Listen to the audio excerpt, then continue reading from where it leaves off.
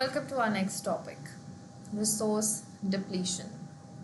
The resources that nature provides us, the forests, the medicinal valued plants, the oil, the fossil fuel, the water, all of that, when being used by humans at a rate more than which it is replenished by the nature, leads to its depletion. These resources that were gifted by nature were being used at a rate that caused depletion of these resources, leading to a loss of biodiversity. In this topic, we shall be dealing with the top resources that are being depleted, the biodiversity that is suffering the loss, and a case study of the lungs of the earth, the Amazon rainforests. For starters, close your eyes and just imagine that the resources that are crucial for the mankind, the air that you're breathing, the water that you are drinking, the fossil fuels that you are using on an everyday basis, the electricity that's there in your household, all these resources that are crucial for you to survive, apart from the necessities of food, shelter, and clothing, they disappear. How does the sight look like? No air, no water, no food, no shelter, no clothing, no electricity. It's a scary thought. This picture represents that scary thought, a drought, a barren land, a lifeless place. This is what happens, this is what is happening when we deplete the natural resources at a very high rate. Resource depletion is when renewable and non-renewable resources are used up much faster than they can recover. Now, nature provides us with resources. These resources can be renewable or non-renewable. Non-renewable, like we know, fossil fuels, to some extent water. Renewable sources of energy like the solar energy, the air is present, so the wind energy. Now, when we are using these resources, these are being used up much faster than they can recover. That is, the rate of use is more than the rate of recovery, will lead to depletion. Renewable sources are the sources that can regenerate and be replaced. An example of renewable resource includes biomass energy, which is an organic material that comes from various plants and animals. In the last topic, we studied about shifting to organic chemicals and organic farming. Why? Because these two can be generated in biogeological ways. Biogeological ways with no or very less chemicals.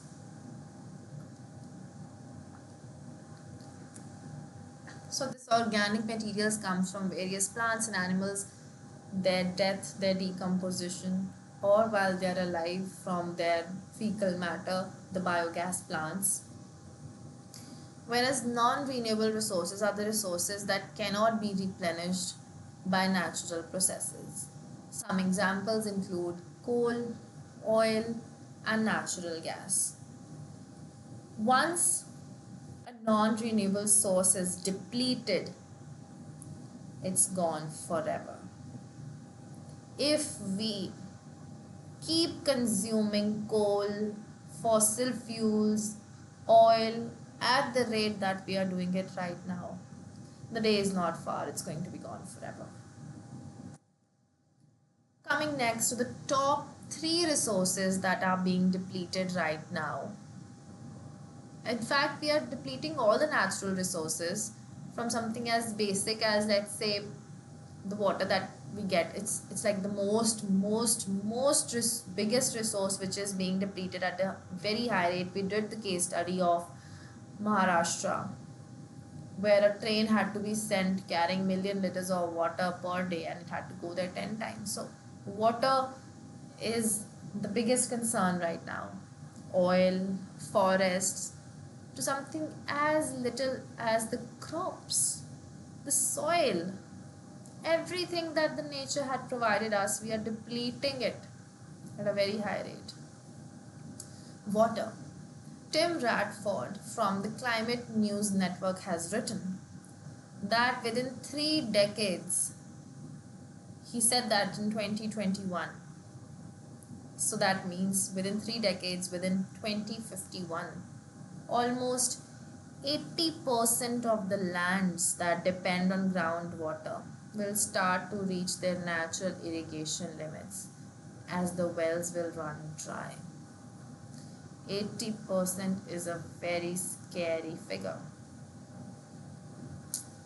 Oil.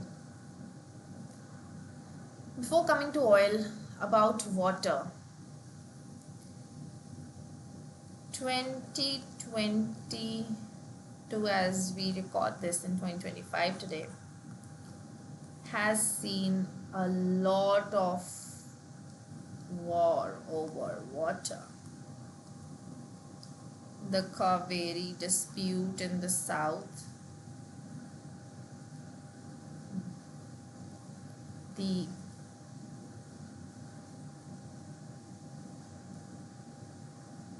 dispute between Punjab and Haryana over water, the dispute between India and Pakistan over its treaties of water. Water has become such a possessive thing for a person who has it, that something that is should have been very accessible as a right has to be taken by a fight. Coming next to the resource that's being depleted is oil.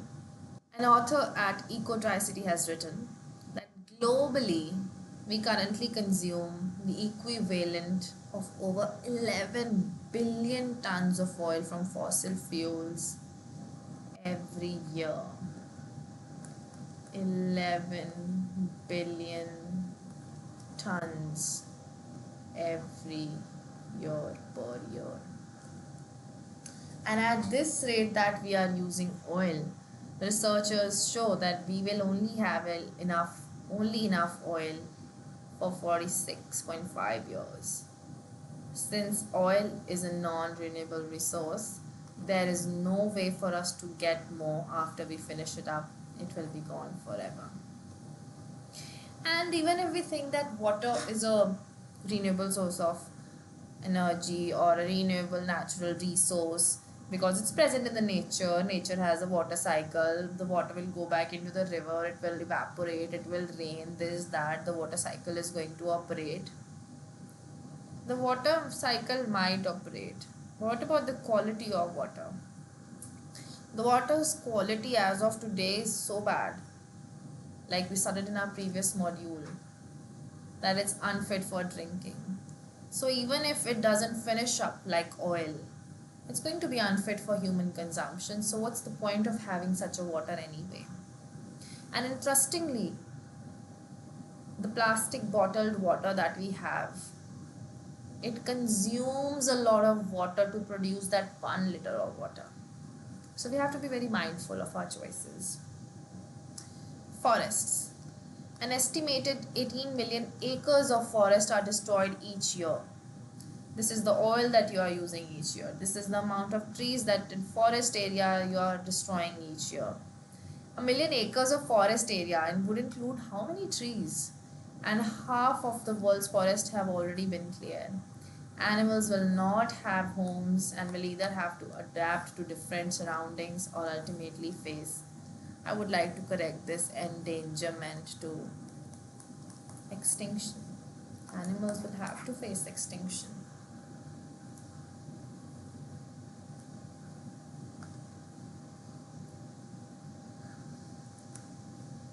What can we do to help? Before what can we do to help, let's do a small case study of, I should change the color. Yeah. Let's do the case study of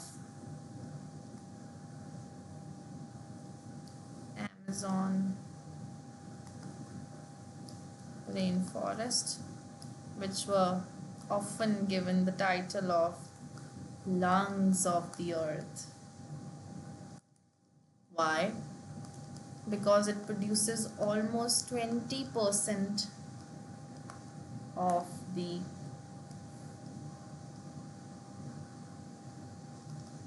world's oxygen. And not only does it produce a lot of oxygen, of course, if it produces oxygen, what is it also consuming? Consuming most of the carbon dioxide. So these lungs of the earth, the Amazon rainforests, are, because the topic is resource depletion, let's take a guess what's happening to the Amazon rainforests. They are rapidly disappearing. Are they disappearing magically? Of course they are being cut. Disappearing, wrong word. Are being rapidly cut or being lost because of human activity. What human activity? Deforestation, mining, logging. And now the situation is so grim that UN says it's at a tipping point beyond which recovery is very, very bleak of a chance. So what could be the causes of this depletion?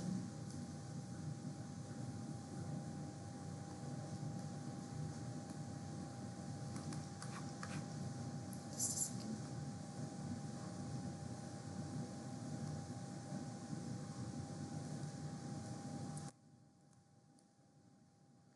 Resource depletion. Oh my god.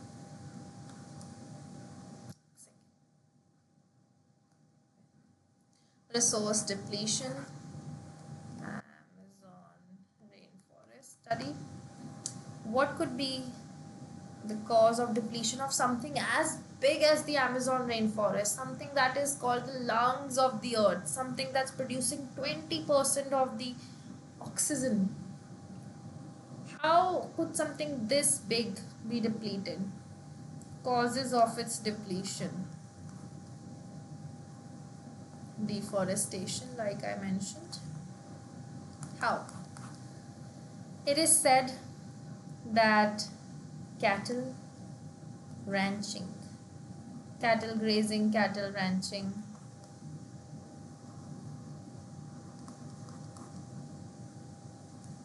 has accounted for, give me a number, take a guess. How much could cattle ranching be involved? 80% of it. Slash and burn. What is this? The stubble burning thing that we did. Slash and burn techniques are often used to clear the forest for again pastures. So these cattle are also using pastures. Then this crop that is standing is slashed and burned to make pastures or to do soya bean cultivation. All of this again leads to the depletion of the forest cover. Then there's mining, of course. There's a lot of bauxite. I need to change the pen's color. There's a lot of bauxite which is being mined over there. And because of this mining, the rivers that used to surround the forest area get polluted with mercury poisoning. Mercury poisoning. Because of this mercury poisoning, of course, the entire ecosystem gets affected. The entire biodiversity changes. Something we studied in our previous modules, that the environmental stress increases, loss of biodiversity,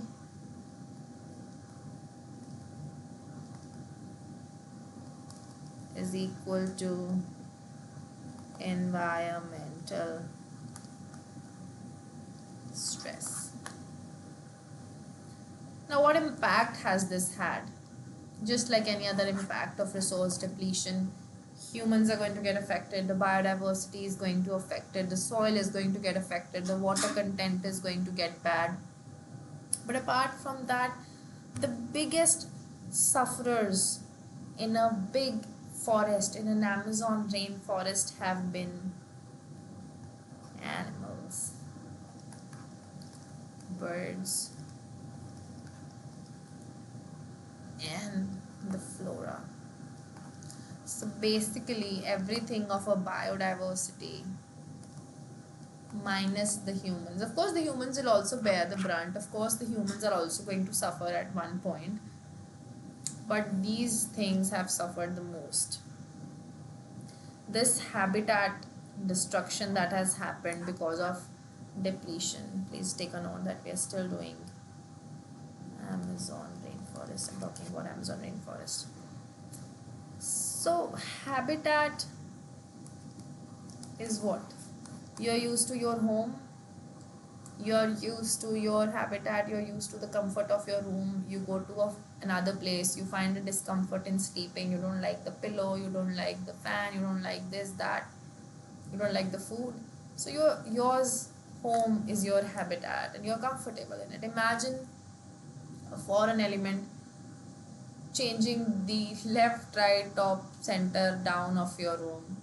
How are you gonna like it? You'll be discomfort. So this habitat destruction has left a lot many animals, birds, and different microbes and different plants as well high and dry, wondering what was their fault that they had to suffer such a bad habitat destruction. We know that the the Amazon rainforests used to have a lot of rainfall and particular monsoon patterns. Now, if the biotic components are going to change, the abiotic components are also going to change. So the rainfall patterns have changed, the monsoon patterns have changed,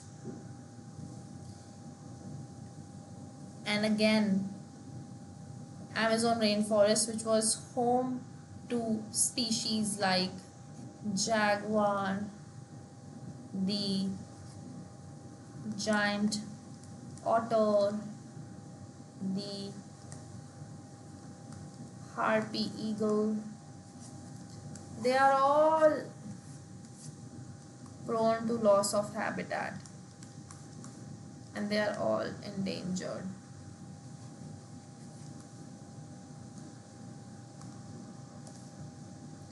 Then because of, like we just mentioned, the rain patterns have changed, so there's going to be a disruption in the water cycles, there's going to be a disruption in the natural orders of monsoon, there's going to be an inadvertent temperature increase, there's going to be a decrease in the quality of soil, there's going to be a lot of impact on the forest dwellers. The tribals who were dependent on the forest produce, who were dependent on the Amazon rainforest for their food, shelter, clothing, and a little bit of commercial products that they used to use, be it oil, rubber, latex, wood, leaves, food. It's all going to suffer. These tribals are going to suffer. Indigenous tribes of the Amazon forest, like the, let's just delete it first. Indigenous tribes like the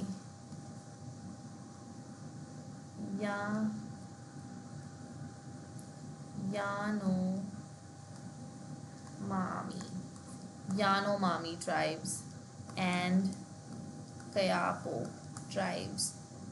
They faced a lot of land invasion, violence, and it all led to something so sad like a cultural loss. So these tribes, these people who are actually the friends of the forests, have to suffer the most. And what we were dependent on the forest for, let's say commercial purposes of wood, medicine, logs, all of that is also going to affect again the economy. So ethically also we spoiled the life of the tribes, the animals, the plants, the flora, the fauna. Economically also we spoiled the produce, the functionality of this area, and ecologically though either ways it's a big depletion.